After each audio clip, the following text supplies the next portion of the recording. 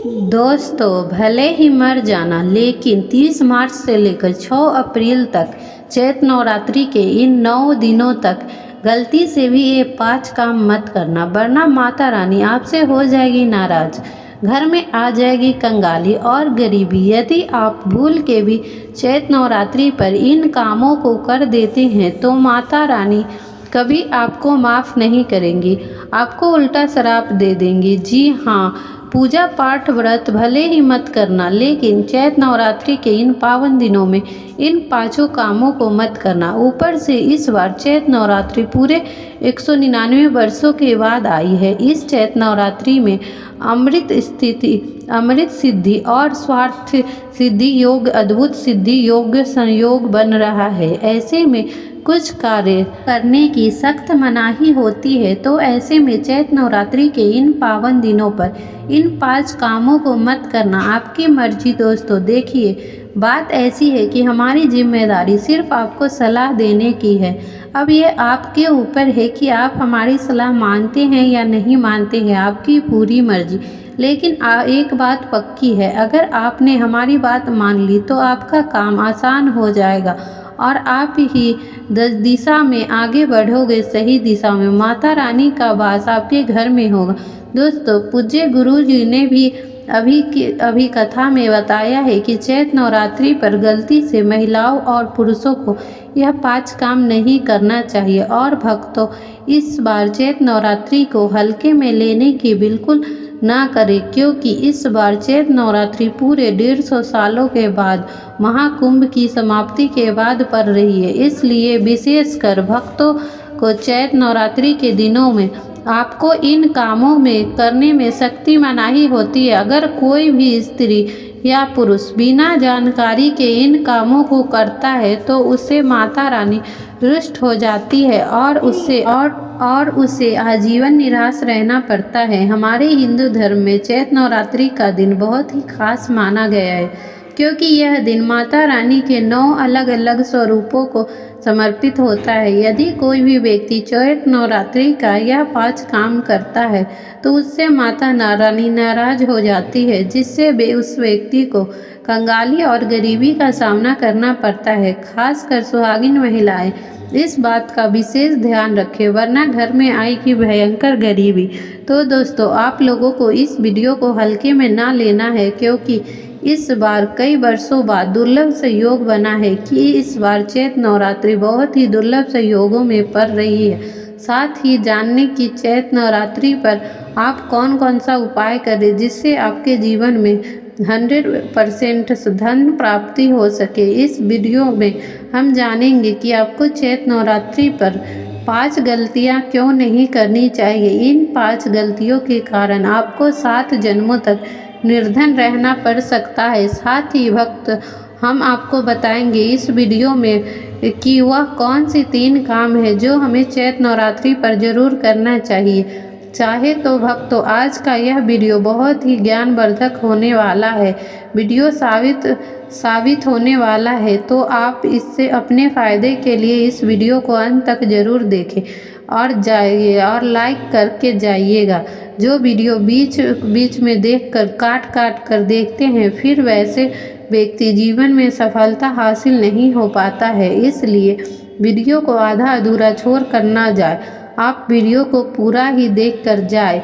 आज की यह वीडियो हम आपको चैत्र नवरात्रि के दिनों में वह ऐसी कौन सी 5 गलतियां हैं जो आपको नहीं करना चाहिए। इस दिन आपको क्या नहीं खाना चाहिए और क्या नहीं खाना चाहिए, जिससे आपके परिवार में दोष ना लगे। और चैत्र नवरात्रि के दिन किए जाने वाले 3-4 रामबाण उपाय बताऊंगी, और आपको इस दिन किन किन बातों का ध्यान रखना चाहिए, और इसके साथ इस बार चैत्र नवरात्रि पर आपको कौन से 3 काम करने चाहिए से बचना चाहिए। यह जानकारी आपको इस वीडियो में बताऊंगी। इस वीडियो को देखने के लिए आपका बहुत बहुत धन्यवाद। आपको कोई भी वीडियो देखने की ज़रूरत नहीं पड़ेगी यह वीडियो देखने के बाद। तो चलिए भक्तों, अब हम इस वीडियो को ज़्यादा समय बर्बाद न करते हुए आगे बढ़ते हैं। भक्तों, अगर आप भी चाहते हैं कि इस चैत्र नवरात्रि पर माता रानी का आशीर्वाद आप पर सदैव बने रहे। तो इस वीडियो को लाइक करके, चैनल को सब्सक्राइब करके, कमेंट बॉक्स में जय माता दी जरूर लिखें और अपने फ़ायदे के लिए, गरीबी दूर करने के लिए इस वीडियो को पूरा देख कर जाना, तभी आपको लाभ प्राप्ति होगी। यदि आज आपने इस वीडियो को बीच में देखा या काट काट कर देखा तो जीवन में आपको सफलता हासिल नहीं होगी। दोस्तों, गुरु जी कहते हैं कि चैत्र नवरात्रि का दिन माता रानी को प्रसन्न करने का होता है, पूजा पाठ करने का होता है। लेकिन आप चैत्र नवरात्रि के दिन यह 5 काम करते हैं तो माता रानी क्रोधित हो जाती है। वस्तुओं, शस्त्र को कुछ कार्य करने की मनाही होती है, जिसके बारे में शायद कम ही लोग जानते हैं। हिंदू धर्म में चैत्र नवरात्रि का दिन माता रानी का माना जाता है। विशेष रूप के पूजा अर्चना करने के साथ ही चैत्र नवरात्रि के व्रत भी रखे जाते हैं। लेकिन आप इस दिन यह 5 कार्य कर सकते हैं तो इससे धन का नाश होने की संभावना हो जाएगी, हमेशा रहती है और माता रानी आपसे नाराज हो सकती है, क्योंकि चैत्र नवरात्रि के दिन माता रानी को समर्पित होता है और हर व्यक्ति के घर में माता रानी का होना बहुत ज़रूरी होता है, क्योंकि आजकल भगवान की कृपा से सब जीवित अधिक कष्ट से भरा हुआ है सबका जीवन। इसी के साथ जानते हैं कि चैत्र नवरात्रि पर आपको क्या करना चाहिए, क्या नहीं करना चाहिए। सबसे पहले तो चलिए भक्तों, आपको ज़्यादा समय बर्बाद न करते वीडियो को शुरू करते हैं। देखिए भक्तों, सबसे पहले बात तो यह है कि हमारे हिंदू धर्म में एवं प्राचीन ग्रंथों में सभी तिथियों में चैत्र नवरात्रि सर्वश्रेष्ठ माना जाता है और चैत्र नवरात्रि के दिन माता रानी को समर्पित है। इस दिन किए गए उपवास, जप, तप, ध्यान का विशेष महत्व होता है। शास्त्रों में बताया गया है कि चैत्र नवरात्रि के दिन किए गए कोई भी उपाय बेकार नहीं जाता है। शास्त्रों के अनुसार अत्यंत ही पुण्य एवं मंगलकारी तिथि पर जो कुछ भी कार्य किए जाते हैं, जिनको करना वर्जित बताया गया है, ऐसा करने से व्यक्ति के जीवन में कई तरह की परेशानियों का सामना करना पड़ता है और माता रानी नाराज भी होती है, माता लक्ष्मी भी नाराज हो जाती है। आइए जानते हैं कि चैत्र नवरात्रि ऐसे कौन से कार्य भूल कर भी नहीं करने चाहिए। पहली गलती के बारे में हमें चैत्र नवरात्रि पर नहीं करना चाहिए। हमारे धर्मशास्त्र में स्पष्ट लिखा हुआ है कि चैत्र नवरात्रि के दिन माता रानी का दिन होता है। ऐसे में यदि कोई भी व्यक्ति गलती से मांस मंदिरा का प्रयोग करता है तो व्यक्ति 7 जन्मों तक वंशहीन हो जाता है और ऐसे में लोग आकस्मिक दुर्घटना का शिकार हो सकते हैं। इसलिए चैत्र नवरात्रि पर महिलाएं एवं पुरुष घर में तामसिक चीज़ों का प्रयोग ना करें और ना ही अपने घर में किसी भी सदस्य को करने दे। चलिए जानते हैं अगले काम के बारे में। दोस्तों, चैत्र नवरात्रि में आपको मन शांत रखना चाहिए। ऐसे शुभ मंगलकारी दिनों पर किसी से लड़ाई झगड़ा, कलह क्लेश नहीं करना चाहिए। दोस्तों, अगली बात है चैत्र नवरात्रि पर महिला का कन्या का अपमान न करे तो स्त्री का केवल एक दिन ही नहीं बल्कि कभी भी नहीं करना चाहिए। माता लक्ष्मी को स्त्री रूप स्वरूप माना जाता है। ऐसे में अगर आप चैत्र नवरात्रि के दिन किसी स्त्री का अपमान करते हैं तो ऐसा करने से माता लक्ष्मी आप पर अपमान माना जाती है। जिसके घरों में सम्मान नहीं किया जाता वहाँ माता लक्ष्मी नहीं आती है। इसलिए चैत्र नवरात्रि पर पति पत्नी भूल कर भी एक दूसरे से लड़ाई नहीं करना चाहिए। माना जाता है कि इस मतभेद से बड़ी परेशानी पैदा हो जाती है। चैत्र नवरात्रि पर ऐसा करने से कई भी काम न करने से जिससे दाम्पत्य जीवन में परेशानी आ जाए। चैत्र नवरात्रि के पावन दिनों में मांसाहार भूल कर भी नहीं करना चाहिए। इससे अलावा आप इस दिन अल्कोहल भी पीने से बचना चाहिए। अगर संभव हो तो चैत्र नवरात्रि पर पूर्ण सात्विक भोजन करें। यदि इस दिन मांस मंदिरा का सेवन घर से अशांति आती है और माता रानी नाराज हो जाती है और ऐसे घरों को छोड़कर चली जाती है। दूसरी बात भक्तों, चैत्र नवरात्रि पर काले कपड़े नहीं पहनने चाहिए। चैत्र नवरात्रि के दिन काले रंग के कपड़े भी अशुभ माना जाता है, क्योंकि काला रंग नकारात्मक ऊर्जा का प्रतीक होता है और इसे तामसिक गुण से जुड़ा हुआ माना जाता है। इस दिन साधक को सफ़ेद, पीला, हरा अन्य हल्के रंग के कपड़े पहनने चाहिए, क्योंकि यह रंग सकारात्मक ऊर्जा को आकर्षित करता है और आपको प्रभावशाली बढ़ाते हैं। माता रानी का ध्यान करने के लिए हल्के और शुद्ध रंग के कपड़े पहनने चाहिए। भक्त तीसरी बात है, चैत्र नवरात्रि के दिन ना सोए। चैत्र नवरात्रि के दिन से सोना और देर उठना अशुभ माना जाता है।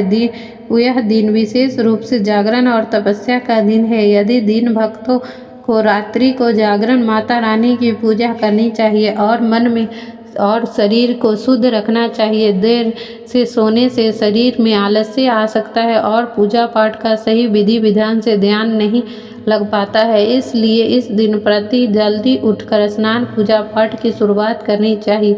चौथी बात, भक्तों चैत्र नवरात्रि पर बाल और नाखून काटने से बचने चाहिए। नवरात्रि पर बाल और नाखून काटना भी अशुभ माना जाता है। यह पवित्रता और तपस्या का होता है और शरीर को अपवित्र करना इस दिन का उद्देश्य है विपरीत है।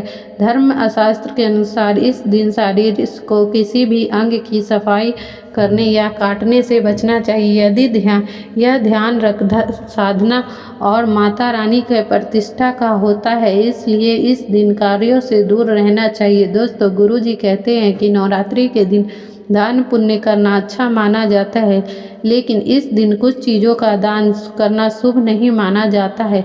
नवरात्रि के 9 दिनों में से किसी भी व्यक्ति को सरसों का तेल दान ना करना चाहिए।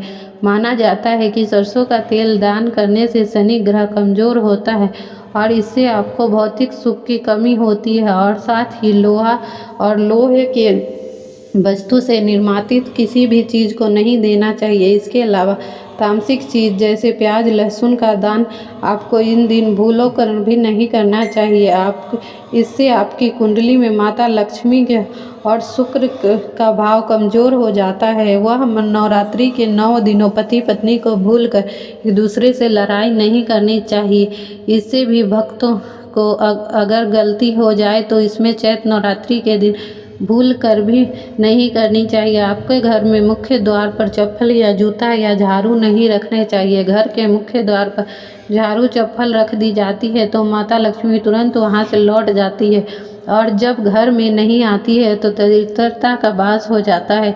यह घरों में पैसों की तंगी और बुरे समय की शुरुआत करता है। तो इस दिन ध्यान रखें कि अपने घर के मुख्य द्वार पर साफ सफाई, जूते चप्पल बाहर ना रखें। अब बात करते हैं नींबू और हरी मिर्च को। अपने अक्सर देखा होगा कि लोग अपने घरों के मुख्य द्वार पर नींबू हरी मिर्च टांगते हैं। इसका यह कारण है कि नींबू और हरी मिर्च जब यह मुख्य द्वार पर टांगा जाता है पाई जाती है तो इसलिए चैत्र नवरात्रि के दिन विशेष प्रथा के रूप से की जाती है।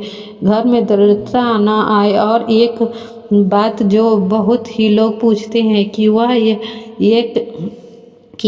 कि घर में लक्ष्मी क्यों नहीं आती है, तो देखिए घर में लक्ष्मी महिलाओं का सम्मान करने से आती है।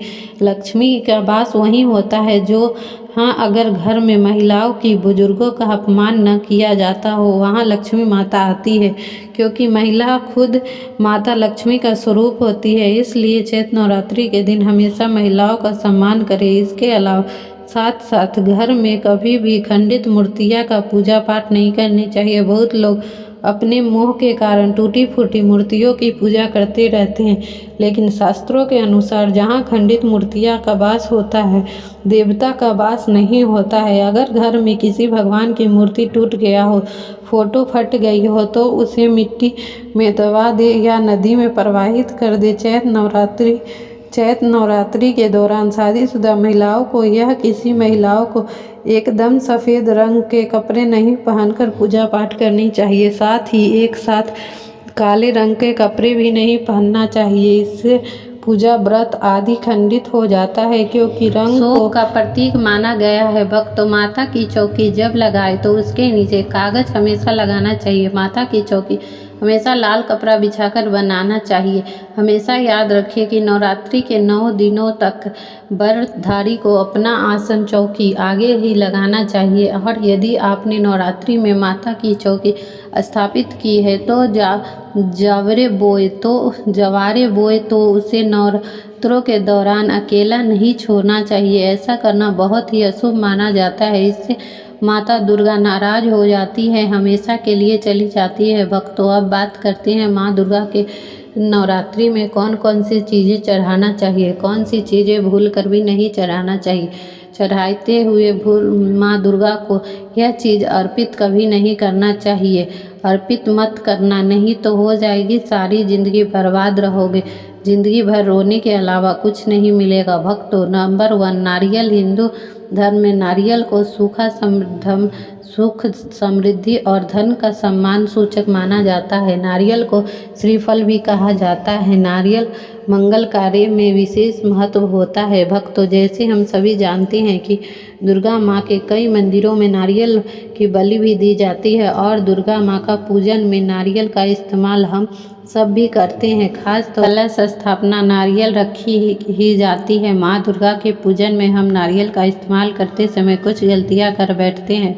नारियल कई प्रकार के होते हैं, एक हरा एक सूखा, जिसके अंदर पानी होता है, जिसके अंदर नारियल का पानी होता है। माता रानी के पूजे में सदैव पानी वाला नारियल, जटा वाला नारियल अर्पित करें। कलश स्थापना में साबुत नारियल होना चाहिए, चटका हुआ नारियल, टूटा हुआ नहीं होना चाहिए, क्योंकि साबुत नारियल पूर्ण पवित्रता का प्रतीक होता है। साबुत नारियल सुख समृद्धि का प्रतीक होता है। साबुत नारियल श्रीफल यानी माँ लक्ष्मी का फल होता है। चैत्र नवरात्रि में माँ दुर्गा कलश स्थापना करते समय जटा वाला पानी वाला नारियल कलश स्थापित करना चाहिए। यह ध्यान रखना चाहिए कि नारियल सदैव कलश के लोटा के नीचे रखना चाहिए। घट स्थापना यानी कि कलश स्थापना करते समय नारियल को खड़ा करके नहीं रखा जाता है, नारियल को सदैव लेटाकर कलश के ऊपर रखा जाता है। साथ ही नारियल को स्थापित करने से पहले नारियल में लाल कपड़ा लपेट कर नारियल को कलश के ऊपर स्थापित